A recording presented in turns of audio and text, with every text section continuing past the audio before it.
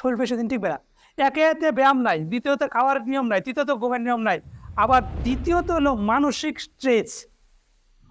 মানসিক স্ট্রেসে কি হয় জানেন? এই হাড় ক্ষয় যায়, মানসিক চিন্তা হাড় ক্ষয় জায়গা, এটা জানেন? আপনি চিন্তা করলে হাড় ক্ষয় যায়, কোমরে হাড় সরে। আর মানুষ চিন্তা, চিন্তা কি?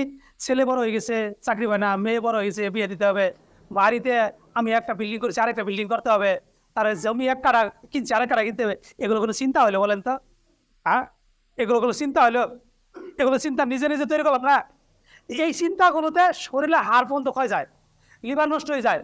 এই লিভার দেখলাম না, লিভার কাজ করে না, চুপ হয়ে বসে থাকে, কাজ করে না। আপনি চিন্তা যখন করবেন, যখন কুচিন্তা, কুভাবনা, এগুলো আমাদের নিয়ম আছে, ভিতরে ক্যান্সার বন্ধ হয়ে যায়। ক্যান্সার যে হয় কোনো কারণ পাওয়া যায় না, হ্যাঁ কিছুই করলো না, কোনো মানুষ কাটলো না, সবসময় চিন্তা করে, দেখুন ক্যান্সার হয়ে গেছে, হাড়ের ক্ষয় গেছে। তাহলে এই চিন্তা আমরা বড় রোগের একটা কারণ।